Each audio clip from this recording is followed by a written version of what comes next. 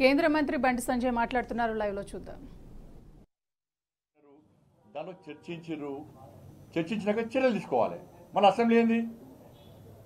మరి విద్యుత్ కొనుగోలు విషయంలో కమిషన్ రిపోర్ట్ ఇచ్చింది. మరి దాని విషయంలో ఎందుకు అసెంబ్లీ పెట్టలే మీరు? ఆ రిపోర్ట్ ఏమైంది, రిపోర్ట్ ఏమొచ్చిందో ప్రజలకు చెప్పిరా మీరేమన్నా? దాని మీద చర్చ ఎందుకు జరగలేదు? అయిపోయా, ఢిల్లీ వైపు అసలు ఉంటున్నాయి.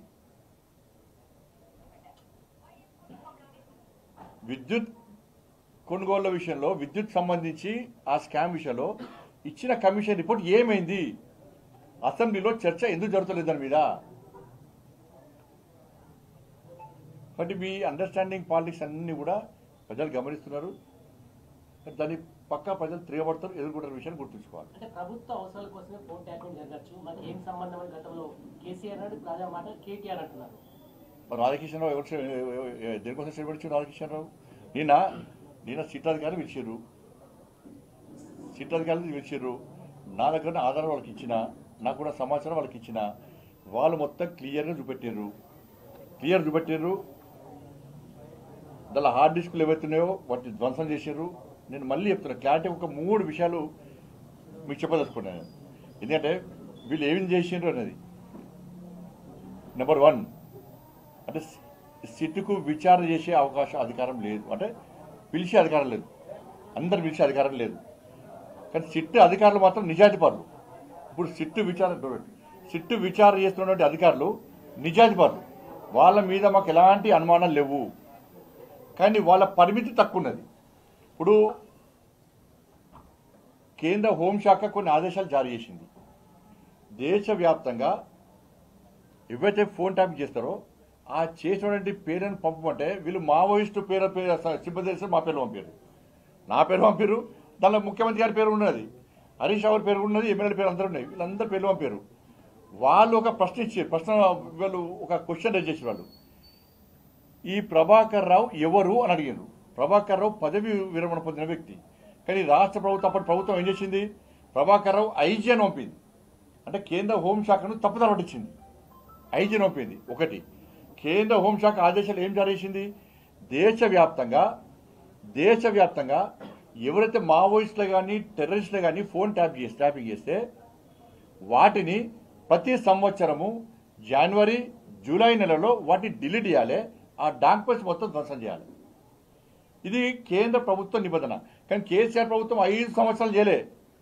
ఈ ప్రభాకర్ అనే వ్యక్తి ఏం చేసిండు? మొన్న ఎన్నికల తర్వాత ఇక ప్రభుత్వం రాదు అని తెలుసుకున్న తర్వాత నవంబర్లో చేసిండు. నవంబర్లో చేయరాదు. కేంద్ర ప్రభుత్వం ఆదేశాలు ఏంటి? జనవరి జూలై నెలలో అటు చేయాలి. కానీ ప్రభాకర్ రావు ఏం చేసిండు? నవంబర్లో చేసిండు. ఇది కేంద్ర ప్రభుత్వం హోంశాఖ నిబంధనలకు పూర్తి విరుద్ధం. అందుకే సిబిఐ విచారణ జరపాలంటున్నాం. డిపార్ట్మెంట్ ఆఫ్ టెలికమ్యూనికేషన్ సంబంధించి వాళ్ళు ప్రశ్నార్థం వీళ్ళు ఉల్టా సమాధానం ఇచ్చారు. వాళ్ళకంత రాంగ్ మెసేజ్ ఇచ్చారు. కాబట్టి అది కేంద్ర ప్రభుత్వ సంస్థ, కాబట్టి సిబిఐకి ఇవ్వాలంటున్నాం. ప్లస్ హైకోర్టు జడ్జిదే ఫోన్ ట్యాప్ చేసిందని చెప్పి సమాచారం ఉంది, రిపోర్ట్ వచ్చింది. దాని మీద జడ్జిని పిలిచి విచారణ చేసే అధికారం సిట్కి లేదు. కేంద్ర హోంశాఖ కార్యాలయం పిలిచే అధికారం వీళ్ళకి లేదు. కేంద్ర సంస్థలను పిలిచే అంత ఆలోచన అట్లా స్థాయి లేదు వీళ్ళకు, అటువంటి అధికారం వీళ్ళకి లేదు. ముఖ్యమంత్రి గారు ఫోన్ ట్యాప్ చేశారు, ఆయన పిలిచి వీళ్ళు విచారణ చేస్తారా? ఇంత నోటీసులు ఉడియలే.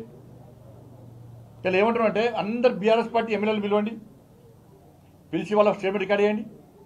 వాళ్ళ ఫోన్ ట్యాప్ చేసిన ఎందుకు పిలుస్తున్నారు? వాళ్ళను ఫోన్ ట్యాప్ చేసిన వ్యక్తి ఎవరు? ఇప్పుడు కాళేశ్వరంలో అన్నింటిలో పిలిచిరు, కేసీఆర్ పిలిచిరు, హరీష్ రావు గారు పిలిచిరు, అందరు పిలిచిరు. మరి ఫోన్ ట్యాప్ విషయంలో కేసీఆర్ ఎందుకు పిలుస్తలేరు? కేసీఆర్ కొడుకుని ఎందుకు పిలుస్తలేరు? ఎందుకు పిలిచి విచారణ చేస్తలేరు మీరు?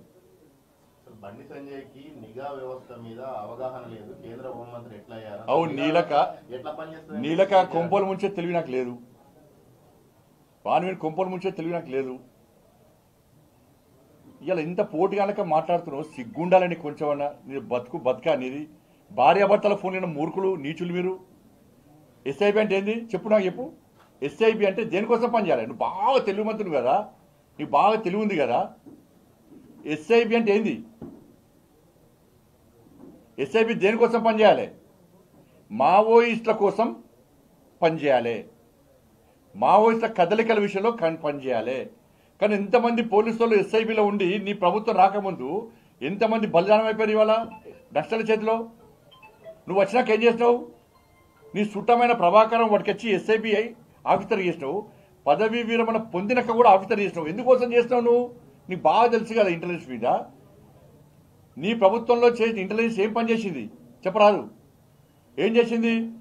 రాజకీయ నాయకుల ఫోన్లు విన్నారు, భార్యాభర్తల ఫోన్లు విన్నారు, కుటుంబ సభ్యుల ఫోన్లు విన్నారు, సిబ్బంది ఫోన్ విన్నారు, ఇంటర్ వర్కర్స్ల ఫోన్ విన్నారు, అందరు ఫోన్లు విన్నారు. వ్యాపారస్తుల ఫోన్లని బ్లాక్ మెయిల్ చేసి పైసలు చంపారు.